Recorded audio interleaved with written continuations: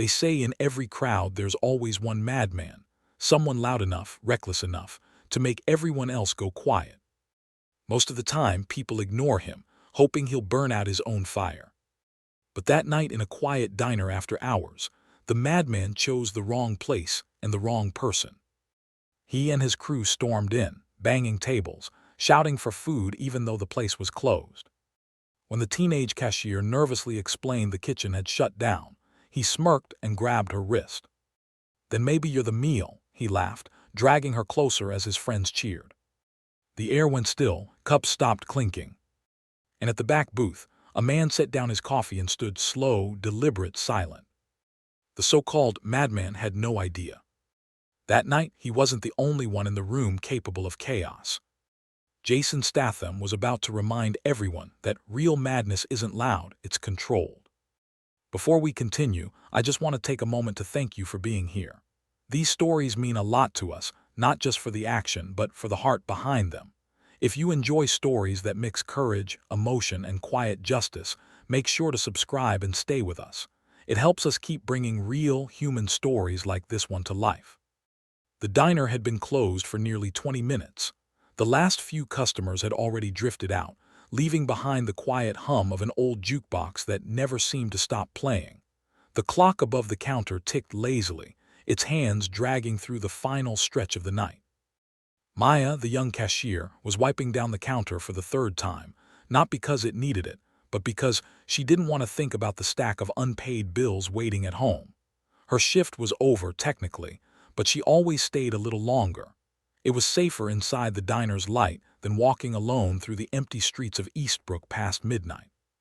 The cook had already left through the back door. The lights above the booths were dimmed, leaving only the warm glow of the counter lamps. That's when she heard the sound boots against concrete, too many of them, heavy and uneven. Her hand froze mid-wipe. The front door jerked open, the little bell above it giving a startled ring before falling silent. 4 men stumbled in, loud, half-drunk and grinning like they owned the night. "Yo, didn't think we'd find this place open," one of them said, slamming his hand on the counter. Maya straightened, forcing a polite smile. "Sorry, sir, we're closed for the night." The man's grin didn't fade. "Nah, come on. You look like you can serve one more meal. What's a pretty girl like you doing behind a counter anyway?" The others laughed, that kind of laugh that didn't sound happy, just hungry. Maya stepped back a little. "Kitchen's closed, I can't." "You can't," one of them interrupted, leaning over the counter. His eyes were bloodshot, his breath sharp with alcohol. "Or you whoa." His friend nudged him, laughing harder. "Yo, chill, man, she's scared." Maya's stomach twisted. She didn't want to make them angry, but she also didn't want to play along. She glanced toward the back. The cook was gone. The phone sat too far to reach without turning her back on them. "Please," she said quietly, "just come back tomorrow morning. We open at 7. "Tomorrow," he echoed. "Nah, I think tonight's the night we eat." The men spread out, one sliding into a booth, the other walking around the counter like he belonged there. Maya's voice trembled as she stepped back again, her hand brushing against a stack of menus. "I said we're closed." The laughter faded a little. The man closest to her stopped walking, tilting his head with mock confusion. "You got attitude, huh?" His hand shot out and grabbed her wrist. "Maybe you need to learn how to talk to customers." Maya gasped, twisting, trying to pull free. His grip tightened. "Don't touch me," she said, louder this time. The room went still, just for a second. And from the corner booth, someone shifted. The man sitting alone had been there since the evening rush, quiet, face half-shadowed under the diner's fading lights. No one had paid him much attention. He was just another late-night drifter, maybe a trucker, maybe security, maybe trouble. But now he moved, slowly, deliberately. Jasonstatham set his coffee cup down. It made the softest sound, a click, but somehow it cut through the tension like thunder. Maya didn't know who he was, neither did the men. But the way he stood, calm, balanced, no wasted motion, something about it made the air change. "Hey, old man," one of the gang laughed, trying to cover his nerves. "You want something too?" Jason didn't answer. He just looked at the hand gripping Maya's wrist, then at the man attached to it. His eyes didn't need words. The one holding Maya smirked, trying to shake off the unease creeping up his spine. "You got a problem, buddy." Jason's gaze didn't flicker. "Let her go." The voice wasn't loud. It didn't have to be. It carried a kind of certainty, like gravity, that made every word feel heavier than it should. The man hesitated, laughed awkwardly, then released her wrist. "Relax, Grandpa, we're just playing." Jason didn't move. "That's not play." The leader, a tall guy with a shaved head and a scar under his eye, pushed away from his booth and swaggered forward. "You got some nerve, mate. You know who you're talking to." Jason's gaze shifted toward him, a flicker of recognition, maybe calculation. He'd seen men like this before. Loud, desperate, always performing. "Doesn't matter who I'm talking to," he said quietly. "You put your hands on her again, and we'll find out what kind of man you really are." That earned a scoff from the rest. One of them picked up a salt shaker and tossed it in his hand. "You think you can take all of us?" Jason didn't answer. He just turned slightly, a shift of balance, a glance at the exits, the spacing between tables. Maya noticed how still he was, how steady. No wasted motion, no fear. The gang laughed again, louder this time, feeding off each other's noise. "Come on, man. Sit back down before you get hurt," one said, stepping closer. Jason's hand brushed the edge of the counter, not to grab something, just resting, like he was checking his reach. "Last chance," he said softly. "Walk away." For a heartbeat, no one moved. Then the one with the scar snorted. "You're gonna regret." He didn't finish. Jason's hand moved once. The sound was clean, like air cutting. A sharp twist, a crash, and suddenly the man's arm was bent the wrong way against the counter. His body followed, dropping hard against the tile. The room froze. The others took a step back, confusion and panic flashing across their faces. One reached for a bottle. Jason turned, stepped in, and it shattered harmlessly across his forearm. He countered with a shove that sent the man crashing into a booth. No shouting, no wasted punches. Every move was precise, deliberate, like he was cleaning up a mess rather than starting a fight.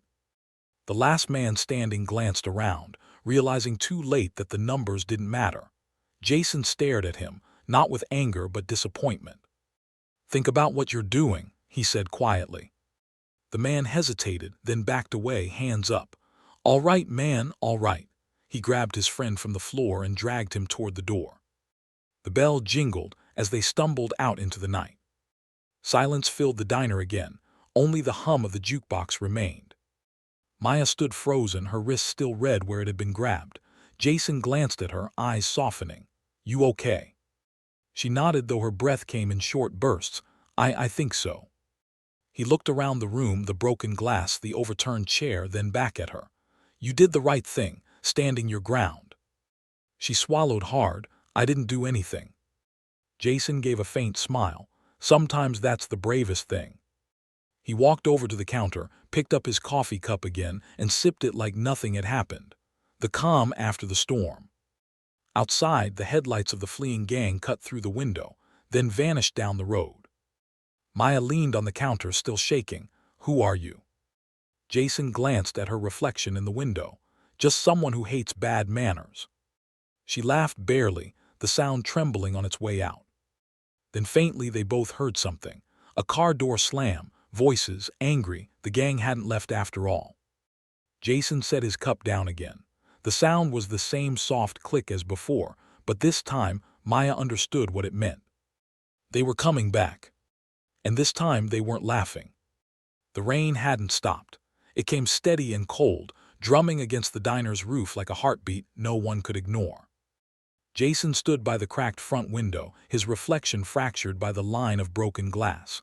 Beyond it, the parking lot shimmered with puddles catching the streetlight, small, imperfect mirrors of a city that never really slept. He watched the dark stretch of road, listening. Nothing. Not yet. Maya hovered near the counter, still pale but steadier now.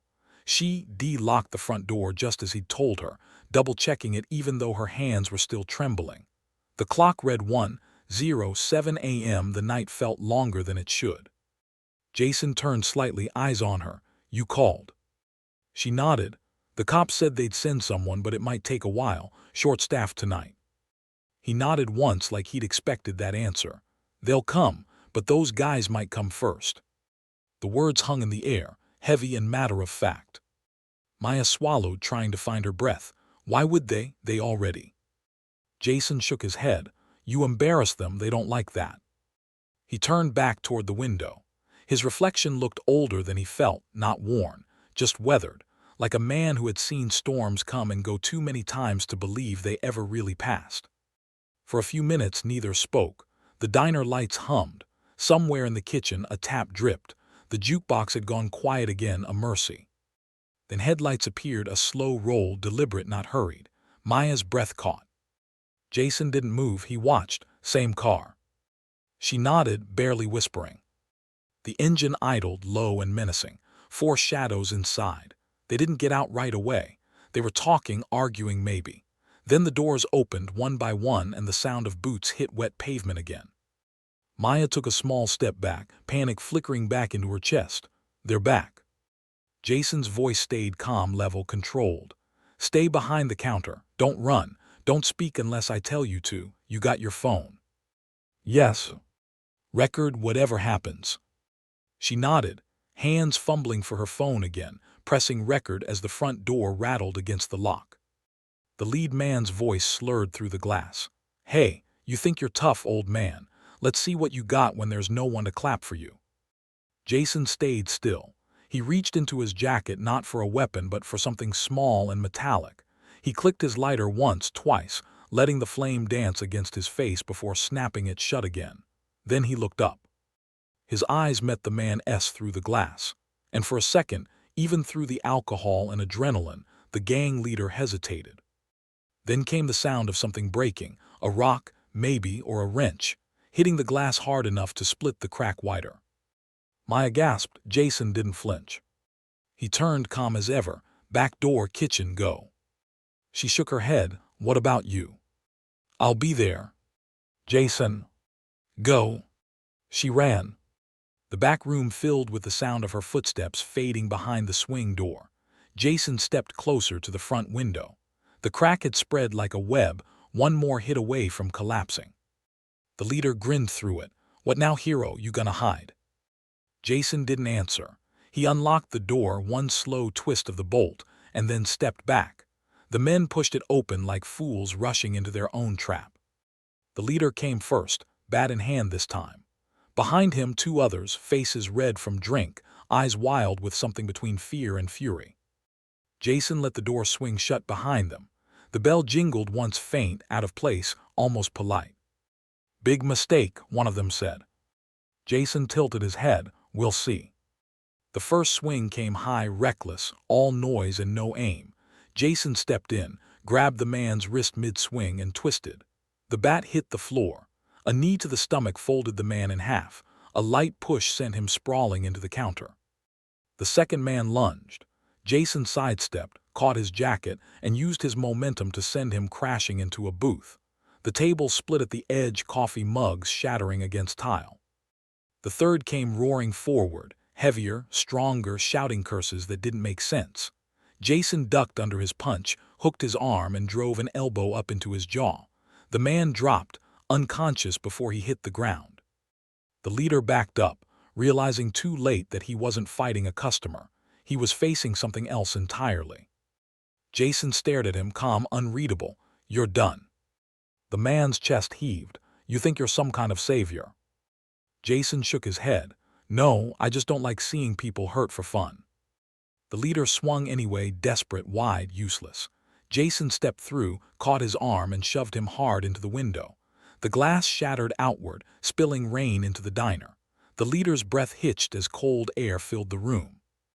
Jason leaned in close enough for the man to feel the weight of his words. Go home. Don't come back, not to this street, not to this town. The man nodded frantically, face pressed against the wet counter. Jason let him go.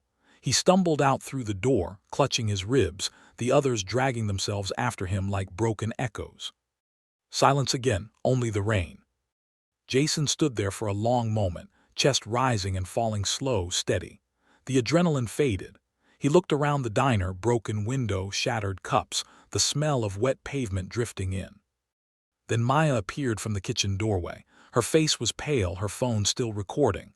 Are you okay?" He nodded once, "Yeah." Her eyes darted to the door. "Are they gone?" "For now."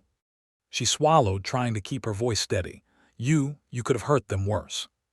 Jason's eyes softened, his tone even quieter now. "Wouldn't have changed them." She stared at him, then at the mess around them. "But they'll come back, won't they?" He looked at the broken window. "Not tonight." He walked over, grabbed a broom, and began sweeping the shards of glass into a small pile. His movements were slow, deliberate, not because he was tired, but because calm was something he carried everywhere, even after chaos. Maya watched him for a long time, then asked, "Why did you help me?" Jason didn't look up, because someone should have. She frowned, wiping at her eyes. "You didn't even know me." He stopped sweeping for a moment, resting on the broom handle. "I don't need to. Wrong's wrong, no matter whose face it wears." Her throat tightened. She nodded, unsure what else to say. They finished cleaning in silence. Rain pooled along the window ledge, dripping onto the tiles where the glass had cracked. Jason laid a towel down to catch it. When the police finally arrived, the sirens cutting through the night, Maya handled the questions with a strength she didn't know she had. Jason stood off to the side, hands in his pockets, letting her speak.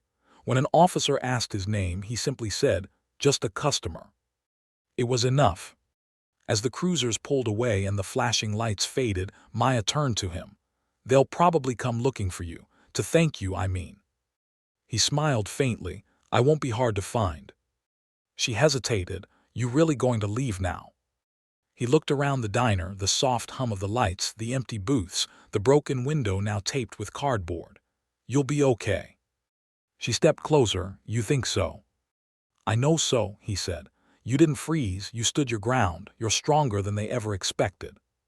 Her eyes shimmered. "Thank you." Jason nodded, picked up his jacket from the booth and slung it over his shoulder. He walked toward the door, stopped, and turned back once more. "You should go home, get some rest," he said. "Tomorrow's just another shift. Don't let them take that from you." She smiled softly. "Will I ever see you again?" He paused, just a flicker of thought in his eyes. "If you ever need to." And with that, he stepped out into the rain. The neon lights reflected across puddles, cutting his shadow into fragments as he disappeared down the street. Maya stood at the doorway, watching him go, her hand resting lightly on the edge of the counter he'd saved her behind. For a long time she didn't move. The diner smelled of coffee, rain, and something else, something like peace. The next morning, customers came and went, the glass replaced, the story already spreading through the neighborhood. "Did you hear? Some girl cornered by a gang got saved by this quiet guy, no one even knows his name." And every time someone asked, Maya just smiled, looking toward the booth in the back, the one under the flickering light. "Yeah," she said softly, "he was just a customer." Jason never told anyone what happened that night. He didn't have to. But somewhere, as the sun rose over Eastbrook, a few young men woke up sore, bruised, and changed. Not because they were beaten, but because someone had finally shown them what real strength looked like. Not noise, not fists. Just quiet conviction, and a man who refused to look away.